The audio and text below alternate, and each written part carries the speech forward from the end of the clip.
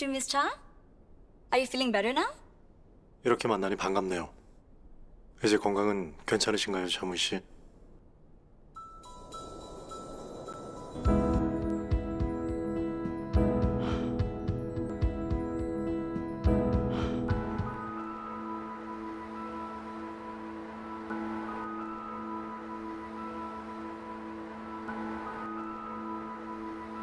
주시죠. 벤 타고 가면 안 춥잖아요. 아,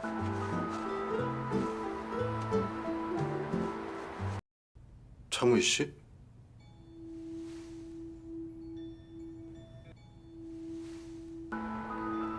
무슨 일 있어요? 나의 축제가 끝날 것 같아요.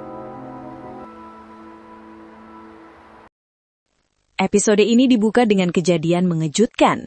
Cha Moo-hee mengalami kecelakaan di lokasi syuting. Ia terjatuh dan koma selama 6 bulan. Meski sang pemeran utama tak sadarkan diri, film yang ia bintangi tetap dirilis, dan di luar dugaan, film tersebut justru meledak dan menjadi viral di seluruh dunia. Berkat doa dan dukungan penggemar dari berbagai negara, Moo-hee akhirnya siuman. Ia kembali naik ke atas panggung, menyapa para penggemarnya dengan dunia yang kini terasa jauh lebih mewah dari sebelumnya. Nice to meet you. Hello, my name is Cha Moo-hee. Namun sejak itu, sesuatu mulai berubah.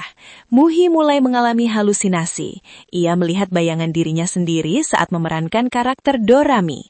Sosok itu terus muncul, seolah mengawasi kesuksesannya dengan senyum misterius. Awalnya ia mengabaikannya, tanpa tahu bahwa itu adalah awal dari kondisi mentalnya yang memburuk. Di sisi lain, Joo Ho-jin telah kembali ke Korea dan tinggal bersama pamannya yang merupakan seorang penulis novel. Suatu hari, ia melihat seorang selebritas dikelilingi penggemar, dan ia pun teringat kembali pada pertemuan pertamanya dengan Moo-hee saat di Jepang. Saat menelusuri media sosial, Ho-jin terkejut melihat sebuah foto dirinya yang diunggah di akun Moo-hee. Foto itu memicu berbagai spekulasi publik tentang sosok pria misterius dalam unggahan tersebut. Pamannya yang mengenali pria dalam foto tersebut adalah Joo Ho-jin, bahkan mengira mereka memiliki hubungan spesial.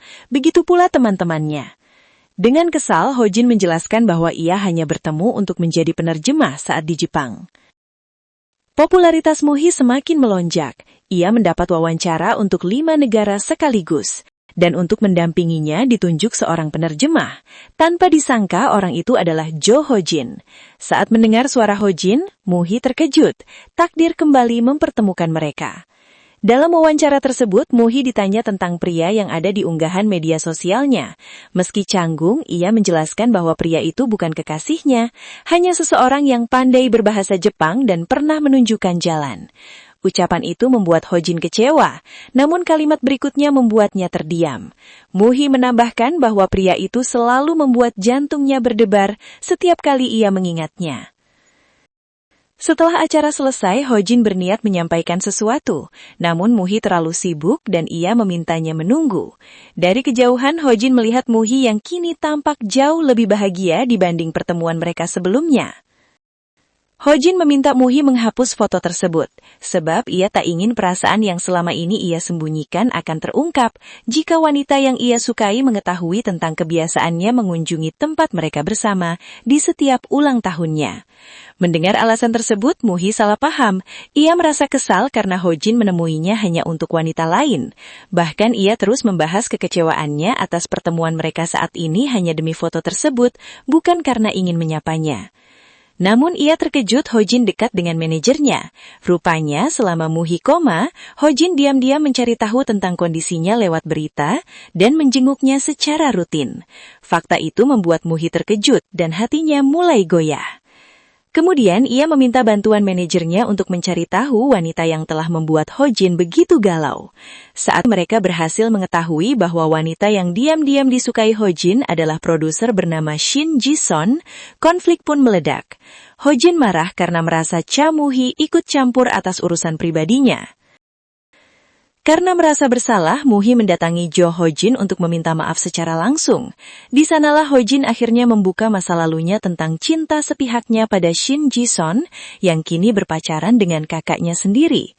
Luka itu membuat Ho-jin memilih menyimpan perasaan dan tak ingin siapapun mengetahuinya.